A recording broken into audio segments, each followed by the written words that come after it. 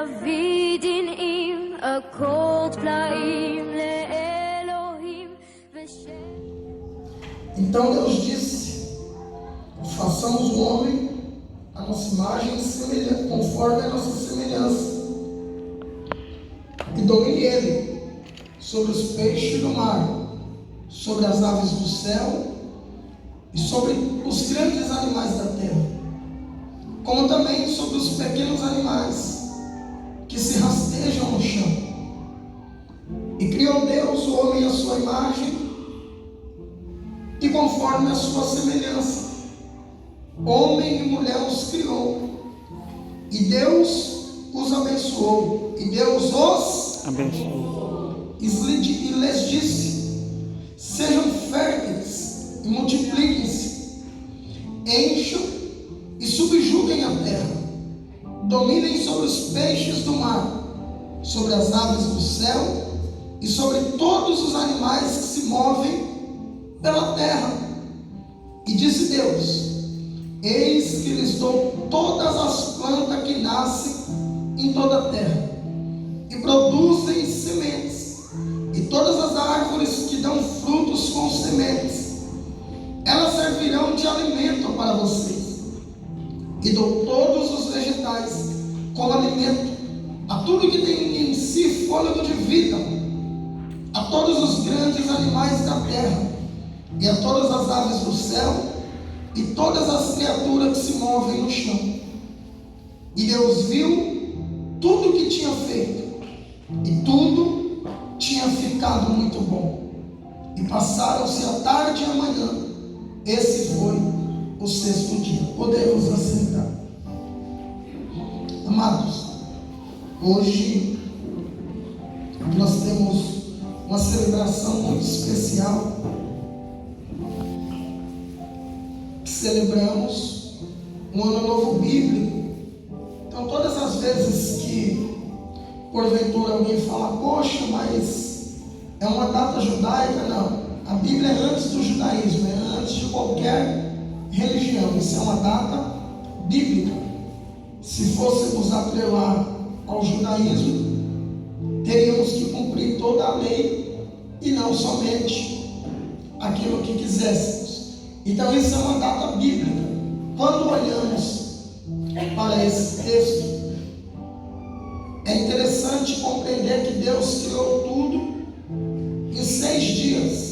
Então ele vai criando o mundo e tudo que nele há, e no sexto dia ele vai criar o homem. Tudo estava pronto quando ele criou o homem. Então entendemos que Deus não faz nada incompleto e nem entrega nas nossas mãos nada que não esteja pronto para se cumprir o propósito. Haja vista que primeiro ele criou as coisas e depois criou o homem. Então aí já parte de um princípio que aquilo que Deus vai nos entregar já está pronto e feito por ele. O que Deus precisa é trabalhar em nós para que nós estejamos prontos a receber aquilo que ele já fez. Olha que coisa linda, que toda vez que a Bíblia diz que Deus deu uma ordem e criou algo, ele viu que aquilo era bom, ou seja, era algo extraordinário. Esse termo bom define o que nós podemos falar: magnífico, extraordinário, maravilhoso. A Bíblia usa apenas o termo bom, algo dentro do nosso conhecimento, algo simples, mas o próprio Deus vai ser chamado de bom por Jesus. Então olha que coisa tremenda. Para nós bom é algo simples, mas para Deus bom é a totalidade da obra das suas mãos. E quando fala que é bom, todos nós aqui temos algo e não entregamos para qualquer pessoa. Imagine você fazer algo muito bom, você não entregaria para qualquer pessoa. Você entregaria para alguém que fosse capaz de cuidar. Então quando Deus vê que faz tudo tão maravilhosamente bem, agora ele tinha que colocar naquele jardim alguém que pudesse dominar, exercer governo. E esse alguém deveria ser a sua própria imagem e semelhança. Qual é o objetivo de Deus em fazer alguém a sua imagem e semelhança? É para que essa pessoa tivesse autoridade para governar o que Deus tinha feito. Ou seja, seria uma cópia idêntica de Deus para cuidar daquilo que Deus tinha feito. Era como se Deus dizendo: eu não posso confiar a qualquer um. Então tem que ser alguém que tenha a minha imagem e a minha semelhança. E Deus, olha que lindo que o texto vai dizer: façamos. Então Deus não estava só. Sempre foi o Pai, o Filho e o Espírito Santo. Era como se fosse uma reunião. Deus dizendo: olha, está tudo pronto. Agora nós precisamos fazer alguém que seja a nossa imagem e semelhança. E da onde Deus vai tirar essa imagem que temos hoje, essa figura? Era-se de costume que, com o passar e o desenvolvimento das civilizações, todo grande rei teria uma estátua no seu palácio que remetia à imagem do seu Deus. É por isso que um dos mandamentos de Deus é que não viéssemos fazer imagens de escultura, porque toda imagem personifica um Deus, e isso é abominação a Deus. Você fazer uma imagem e adorar aquela imagem. Então Deus está olhando para a figura de Jesus que viria em carne e vai dizer: essa é a imagem que eu vou fazer o primeiro Adão. Tanto que Jesus vai ser chamado de segundo Adão. Então Deus cria Adão, e no sexto dia, e o que celebramos hoje é o sexto dia. Hoje é a data comemorativa de quando Deus fez Adão. Aleluia. Porém, no Brasil, o dia começa à meia-noite, sim ou não? Sim. E é até esquisito, porque da meia-noite às 6 dá 6 horas, e é noite. Às 6 da manhã até 6 da tarde é dia. E depois vem mais 6 horas de noite. Olha como o calendário brasileiro é confuso. Vem 6 horas de noite, 12 de dia e mais 6 horas de noite, das 18 da meia-noite. Mas dentro da Bíblia, o dia não começa pela manhã. O dia começa à noite, às 18 horas. Leia na sua casa Gênesis 1, que você vai ver Deus criando e a Bíblia dizendo: e foi tarde e manhã o primeiro dia. Então o dia começa às 18. Das 18 horas até as 6 da manhã dá 12 horas. E esse período é de noite. Então 12 horas inteiras de noite. E depois das 6 da manhã às 18, 8 horas de dia. 12 horas, melhor dizendo. Então o dia começa às 18. E na viração do dia, ou seja, às 18 horas, Deus cria Adão. E qual é a ordem que Deus dá para esse Adão? Haja vista que Adão tinha a mesma qualidade que todo mundo, que os animais, que as aves, que os peixes. Ele foi uma criatura, ele não foi o Criador. Porém Deus vai dar para o homem algo que não deu para nenhuma criatura: a capacidade de governo. E debaixo dessa capacidade, uma liberação profética para exercer o governo de Deus na terra. Deus vai dizer: façamos o homem a nossa imagem e semelhança. Porém, uma terra sem ordem não alcança progresso. Até a nossa bandeira brasileira vai dizer ordem e progresso. Então Deus precisava estabelecer um governo. Diga para o teu irmão: você é um agente de Deus nessa terra. Aleluia. Deus precisava, pois tudo aquilo estaria sem a presença dele fisicamente. Então ele vai dizer para Adão: você vai governar, vai multiplicar e vai exercer domínio. Isso é espetacular. Olha o que Deus vai dizer: você vai multiplicar, vai governar e vai dominar. Quando Adão recebe isso, Deus estava dizendo: eu confio que você vai cuidar daquilo que eu fiz. Aleluia. Você não entendeu? Se o inimigo diz que você não pode e você acredita, é porque você não conhece o Deus que te criou. Porque quando o inimigo diz que nós não podemos, Deus não só diz, como confiou aquilo que Ele fez em nossas mãos. Hoje em dia ninguém confia em emprestar R$20 para o outro, querido. Hoje em dia o ser humano está tão em descrédito que tudo tem que ser assinado e carimbado em cartório, porque não se confia mais em ninguém. A corrupção do gênero humano, quando o pecado entra, vai roubar o que Deus tinha depositado. Embora possa ter mudado para quem está ao nosso redor, mas Deus continua olhando e dizendo: eu te chamei para governar, para multiplicar e para dominar.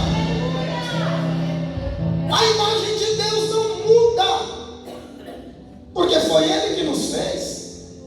Ele sabia que Adão ia cair, Ele sabia que o homem iria falhar, mas mesmo assim Ele entregou, porque Ele confia na criação das mãos dEle. Quando Adão recebe isso, ele vai estar diante de um belo jardim, e a Bíblia diz que tudo que Adão chamou foi o nome. Ele deu o nome, ele deu destino, ele deu autoridade. Mas quando falamos de governo, de multiplicar, de domínio, a gente vê que Adão falhou. A serpente vai lubrificar a Eva, e Eva sabia que ela tinha que dominar. O que aprendemos com isso? Aquilo que você não domina vai acabar te dominando. Você lembra que a serpente vai dizer: Eva, olha aquela árvore, que coisa bonita, por que você não come? Olha como o diabo é astuto, ela podia comer de tudo, menos de uma, sim ou não? E os olhos dela foi na que não podia comer. Às vezes você quer reclamar de Deus por algo que não tem, ao invés de agradecer por aquilo que tem. Um jardim inteiro à disposição, e ela focou no que não era para ela. É por isso que tem muito crente desiludido e saindo da presença, porque Deus entregou muito e ele murmura pelo povo que não tem. Todo o jardim era deles. Só que o diabo vai dizer: olha, se vocês comerem daquela árvore, vocês vão ser como Deus. Meu Deus. Olha o mistério. Eles já eram como Deus. O diabo quer te dar o que você já tem. É que você é apressado e não espera o tempo de Deus, aí quer na hora que você quer. Deus não disse: façamos a nossa imagem e... Diga para o teu irmão: já está na sua mão. É só esperar o tempo. Sabe o que a gente tem que entender? Que promessa é até Jesus. Depois de Jesus é só cumprimento, é só realização, é só deleite no Senhor. Já era deles. Só que aí o diabo vai inverter. E olha domínio de Deus é por autoridade, não por força. O que isso diz na minha vida, pastor? Que esse domínio que Adão ia exercer sobre tudo era o domínio que Deus haveria de exercer sobre Adão. Quem está entendendo diz amém. Amém. Só que a ordem de Deus foi para ele governar. E porque algo que era para ser governado mudou a cabeça de Eva e fez ela pecar. Foi o Senhor que disse, aumenta um pouquinho, pelo menos o retorno. O Senhor que disse, domine. Meu Deus. E eles foram dominados. Aí vai ter crente de hoje que vai dizer, poxa, Deus nem me livrou dessa. Poxa, porque Deus permitiu isso? Deus não permitiu nada. Ele nos entregou o governo. Mas quem não governa vai ser governado. Quem não domina vai ser dominado. Quem não subjuga o inimigo vai ser subjugado. Tiago 4:7. Sujeitai-vos a Deus, resisti ao diabo e ele fugirá de vós. Só que tem cristão que não exerce. Ele cai em todas as ciladas do inimigo. É tremendo entender que todas as vezes que Deus te entrega domínio, mas não te domina mais, você deixa de ser governador e passa a ser governado. Ou seja, Deus nos entrega domínio, sim ou não?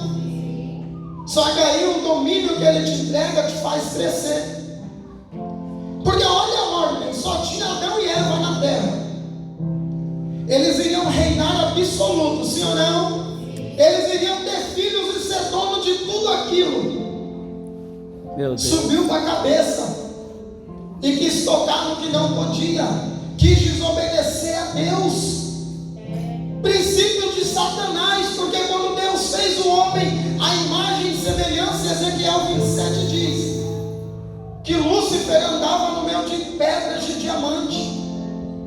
Só que quando Deus entregou para o homem que não entregou para ele, isso é muito profundo, porque o diabo sabe que nós temos algo que nem ele recebeu. Ele era o anjo mais excelente, mas Deus nunca o chamou de filho. Deus nunca disse a minha imagem e semelhança. Mas para o homem Deus disse, então o diabo viu, existe alguém lá embaixo que não anda entre diamante, mas é maior do que eu. Sabe qual é a raiva do diabo? É saber que se você souber quem você é, ele não pode com você. Ele não pode. Aleluia. Aí ele vai dizer, eu vou fazer um trono acima do trono de Deus. Não foi nem do lado, ele quis ficar acima. E caiu. E aí o que ele entendeu? Para mim não tem volta. Então se eu não obedeci quem mandava em mim, eu vou fazer Adão desobedecer. Meu Deus, é forte. A culpa é até do diabo de tentar te influenciar. Mas você não é criança para cair em toda cilada do diabo. Meu Deus, Quem é que vai andar com um alvo desse tamanho nas costas, sabendo que tem um atirador de elite do outro lado? Está querendo morrer. Adão era para governar. E olha que tremendo que o governo nos dá poder. Diga comigo, poder. Poder. Então, se Deus nos dá poder, mas não tem mais poder sobre nós, como que Deus perde o poder sobre alguém? Deus não tem autoridade? Sim. Deus não é o todo-poderoso? Sim. Mas a autoridade dele, o domínio dele, não passa por cima do princípio que ele mesmo estabeleceu. Meu Deus. Porque se passasse, o próprio diabo não teria se rebelado. Quem está entendendo diz Amém. Ele fulminava Satanás e pronto. Quer desobedecer? Vou te matar. Pronto. Mas ele não seria um rei, seria um tirano. O que é um tirano? Alguém que exerce governo através da sua força. Rússia, China, Coreia do Norte, era Iraque, que tinha o Saddam Hussein. Esses eram e são tiranos. Quem desobedece é morto. Quem não concorda é morto. Mas o nosso rei, que não é tirano, é dono de tudo, está dizendo: se ficar eu te abençoo, mas se quiser sair, pode sair, porque eu não te governo por domínio e nem por opressão, eu te governo pela sua submissão. É diferente. Então Adão vai receber uma ordem. E que ordem era essa? Dominar em 3 níveis. Diga comigo, 3 níveis. Céu, terra e água. E é muito tremendo isso, porque você já percebeu? O homem, a humanidade, ela tem necessidade de andar por esses 3 territórios. Na terra, se locomovemos a pé, de carro, de bicicleta, enfim, nos locomovemos. A Bíblia diz que a terra é do Senhor, mas o homem se apossou, e hoje um tem 300 casas, o outro não tem nenhum. Um tem 300 terrenos, o outro não tem nenhum. Ou seja, o homem se apossou. E isso entra no ego do ser humano de dizer: a terra é minha. Como que ele pode dar um preço com a terra? Com um terreno? Vê se tem lógica isso. Como que ele sabe mensurar? Ele que criou aquilo? Meu Não. Deus. Ele comprou de alguém, porque alguém vendeu, porque comprou de outro, porque comprou de outro. Mas não teria que ser assim. Porque o Senhor disse: minha é a terra em toda a sua plenitude. O homem tem desejo de dominar o céu. A NASA já disse que foram na Lua. Duvido eu se há 70 anos atrás eles foram, porque agora com mais tecnologia não vai de novo. Só que o homem quer exercer domínio no céu. Tem uns doidos, vira e mexe, arruma umas máquinas meia loucas para sair voando por aí. Ele quer dominar, ele quer ser pássaro. Quem aqui nunca pensou que 2000 e tanto a gente ia ter carro voador? Domínio do céu. O homem quer exercer domínio na água. Grandes países já têm força bélica pela água, submarinos, mísseis. Então o que Deus liberou para o bem, o diabo inverteu e transformou em maldição. E que é uma base bíblica. O diabo age nessas 3 áreas. No céu ele atua como o grande dragão. O grande dragão que a Bíblia nos fala em Apocalipse. O dragão voa, ou seja, domínio no céu.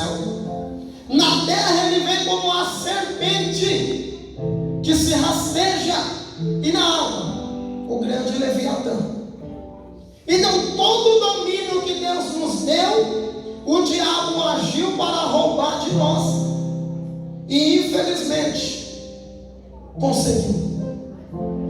Porque países gastam milhões com pesquisa sobre Marte. Sim ou não? Sim. Enquanto tem crianças morrendo de fome na África.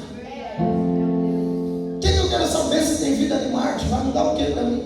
O que eu quero saber se tem água em Marte? Vai mudar o que para mim e para você? O que a gente quer saber se o homem foi na Lua ou não? Vai mudar o quê?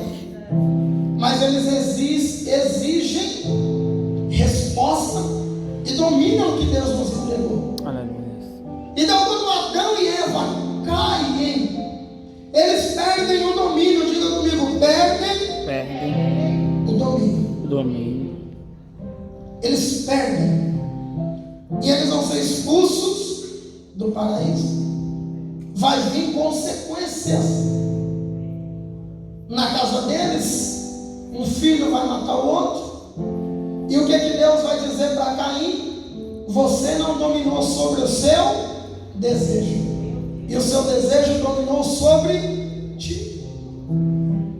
Era fácil agora Adão e Eva brigarem com Caim, sim ou não? Sim. Só que Deus vai dizer: eu sei o que você fez no verão passado. Vocês quebraram a aliança. Meu Deus. Olha o que um erro de um pai ocasiona dentro de uma família. Exatamente. Pelo pecado de Caim, o pecado de Caim, melhor dizendo, foi consequência do pecado de Adão e Eva. Porém, Caim vai sair errante, e lá na frente Adão vai ter um filho e vai pôr o nome de Sete. E Deus me dizia: cuidado, que nem todo mundo vai ter uma segunda chance. Meu Deus. Adão não voltou para o paraíso não, querido. Adão e Eva não, receberam castigos duros. É forte para isso. Adão, com o suor do rosto, vai trabalhar. E a terra que só ia dar coisas boas vai começar a dar espinho. Eita Deus. Porque Deus disse que a terra, olha que coisa linda, ia dar fruta com semente. Ou seja, era algo eterno. Verdade. A semente cai e nasce outra árvore. Meu Deus. Só que agora Deus vai dizer: o chão vai começar a dar espinho. É por isso que a gente diz: está espinhoso, está difícil. É consequência dos nossos pecados. Porque o espinho que deixamos na ida, vamos pisar na volta. É consequência. Eva, multiplicar-te-ei as dores de parto. A Tati já está ali, meu Deus, tá chegando. Não é que não ia ter dor, mas Deus disse: eu vou multiplicar. E o que simboliza essa dor do parto? Porque a gente só dá valor quando é a gente que produz. Sabe o que Deus estava dizendo? Sabe por que vocês não valorizaram o jardim? Porque eu fui bom demais. Eu dei tudo pronto, a árvore já dando fruto, rio com água. Eu entreguei pronto e você não valorizou. Agora vai gemer para gerar, vai chorar para gerar, vai ter que gemer para ter fruto. É Se forte. uma dor que é, tem mulher que tem 10, 15, imagina você com pouca dor. Eita, Jeová. Pudesse ter 2 por ano. Sim ou não? A gente só dá valor àquilo que a gente tem trabalho. Por mais que doa a dor de um parto, mas você carregou 9 meses. Você fala: agora vai nascer. Agora, se alguém te der a sua barriga pronta, imagina comigo, aquela batata quente, para na sua mão, você sai fora. Não é meu? Eva jogou fora o que Deus deu pronto. Agora ia ter que gemer para poder ter um fruto novo. E a serpente tinha perninha, tipo um largato, uma lagartixa grande. Deus falou: agora vai rastejar. Porque você andando, você vai para onde você quer. Imagine se rastejando. Aí a gente vê uma serpente, já é perigosa se rastejando. Imagina aquilo com perna correndo atrás de nós. Deus falou assim: você é muito perigosa, vou tirar suas pernas. E aí o que acontece? Eles são expulsos. Mas mudou o que Deus pensava deles. Deus disse para Jeremias: não importa o que estão pensando, não importa o que estão dizendo, não importa a opinião, não importa as pesquisas, não importa o que digam de você, não importa o que vão declarar de você.